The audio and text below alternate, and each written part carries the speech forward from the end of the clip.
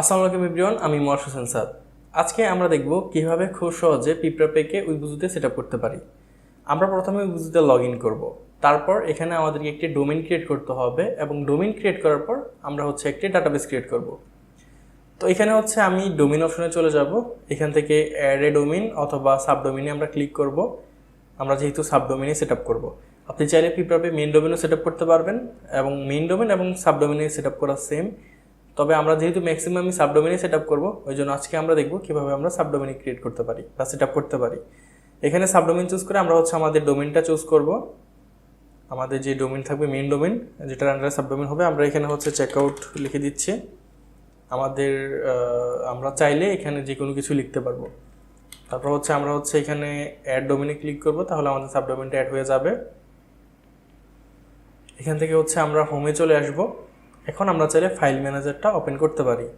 এখানে file manager আমি পেয়ে গিয়েছি। সো এখানে আমি ফাইল ম্যানেজার ওপেন করার পর আমরা বাই ডিফল্ট এখানে থাকবো এবং এখান থেকে আমরা public_html চলে যাব। আমাদের সার্ভারের উপর ডিপেন্ড করে অথবা প্রোভাইডারের উপর ডিপেন্ড করে এই যে ফোল্ডারগুলো থাকে এটা বিভিন্ন লোকেশনে থাকতে পারে, লাইক public_html বাইরেও থাকতে পারে অথবা ভিতরেও থাকতে পারে। তো আমাদের ডোমেইন ক্রিয়েট করা শেষ। এখন আমরা আবার এখানে চলে এসে আমরা একটা ডাটাবেস ক্রিয়েট করব। ডাটাবেস ক্রিয়েট করার জন্য আমরা ডাটাবেস অপশনে চলে আসবো এবং এখান থেকে ম্যানেজ ডাটাবেসে ক্লিক করে অ্যাড ডাটাবেসে ক্লিক করব। তারপর পিঁপড়াপে নামে একটি ডাটাবেস নেম দিব। আপনি চাইলে আপনার মতো করে নাম দিতে পারেন।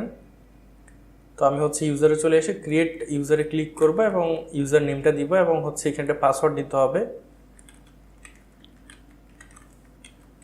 সহজের জন্য অথবা পরবর্তীতে সেট আপ করার সময় যাতে মনে থাকে, ওই জন্য আমি ডাটাবেস নেমটাই পাসওয়ার্ড হিসেবে দিয়েছি। আপনারা অবশ্যই স্ট্রং পাসওয়ার্ড দিবেন। এখানে আমাদের ইউজার এবং ডাটাবেস ক্রিয়েট করা শেষ। এখন আমরা এটাকে প্রিভিলেজ পারমিশনগুলো দিয়ে দিব। সাবমিট চেঞ্জেস হয়ে গেছে। আমাদের ডাটাবেস ক্রিয়েট শেষ, ইউজার নেম ক্রিয়েট করাও শেষ এবং পারমিশন দেওয়া শেষ। এখন আমরা আবার ড্যাশবোর্ডে চলে আসবো। ড্যাশবোর্ডে চলে আসার পর আমরা আবার ফাইল ম্যানেজারে যাব এবং এখান থেকে আপলোডে ক্লিক করব। আমাদেরকে একটা জিপ ফাইল আপলোড করতে হবে, যেটা আমরা গিটহাব থেকে ডাউনলোড করতে পারবো। তো আমি আপনাকে রেকমেন্ড করব, আপনি যদি ভিডিওটা দেখে সেট আপ করেন, ওই ক্ষেত্রে অবশ্যই যে আপডেটেড ভার্সনটা থাকবে ওইটা ডাউনলোড করার জন্য আপনার কাছে যদি অলরেডি ডাউনলোড করা থাকে, তো আপনি আপডেটেডটা ডাউনলোড করে তারপর সেট আপ করবেন। কারণ অনেক সময় দেখা যায় আপনি যেটা ডাউনলোড করে রেখেছেন এবং এখন যেটা আসছে হয়তো ডিফারেন্ট থাকতে পারে। তাছাড়া আপনার কাছে যদি অলরেডি ইনস্টল করা থাকে, ওই ক্ষেত্রে আপনি আপডেট অপশন থেকে আপডেট করে নিতে পারবেন। তো আমি এখান থেকে ডাউনলোড অলরেডি করে নিয়েছি। এখন আমি জাস্ট সিলেক্ট ফাইলটা দিয়ে আমি ডাউনলোড অপশনে গিয়ে এটা আপলোড করে দিব। আমরা এখান থেকে ডাটাবেসটা ওপেন করে নিই বা php_myadmin যেটা ওটাই ওপেন করে নিই। এখানে আমরা দেখতে পারবো যে আসলে কি আমাদেরটা কি ইম্পোর্ট হয়েছে নাকি ডাটাবেস। তো আমি এখানে এটা এক্সট্রাক্টে ক্লিক করে এক্সট্রাক্ট করে নিব। তারপর এই ফাইলগুলো আমি মুভ করে নিব এখানে চেকআউট ফোল্ডারে। তো মুভ করে নেওয়ার পর আমি আমার যেগুলো লাগবে না ওগুলো রিমুভ করে দিচ্ছি। রিমুভ করার পর এখানে আমি দেখতে পাচ্ছি সবগুলো ফাইল চলে আসছে। আমি এখন ডোমেইনটা ওপেন করব। ডোমেইন ওপেন করার পর আমরা ইজিলি ইনস্টলারের মাধ্যমে ইনস্টল করে নিতে পারবো। তো চলুন দেখি কীভাবে করি। এখানে আমার সাবডোমেইনটা বসাতে হবে। সো দেখে নিই আমার সাবডোমেইনটা। তো সাবডোমেইনে ভিজিট করার পর আমরা দেখতে পাচ্ছি এখানে একটি ইনস্টলার পেজ রয়েছে এবং এখানে কিছু রিকোয়ারমেন্ট রয়েছে যেগুলো আমাদের লক্ষ্য রাখতে হবে। এখানে যে রিকোয়ারমেন্টগুলো রয়েছে এগুলো আমরা এক্সটেনশন অপশন থেকে ইনেবল করতে পারবো। এখানে আমরা উইবুজ ইউজ করলে এখানে জাস্ট PHP এক্সটেনশন সার্চ করব।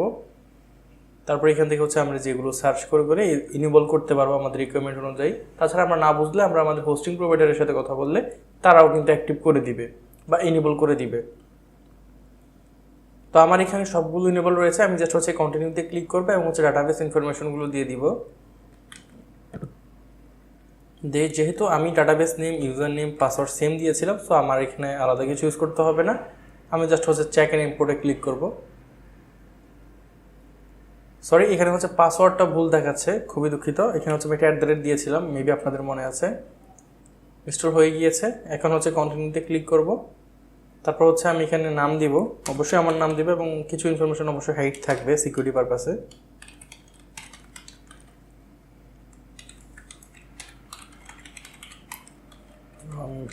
পাসওয়ার্ডও দিয়ে দিয়েছে। এখন ইনস্টলে ক্লিক করব।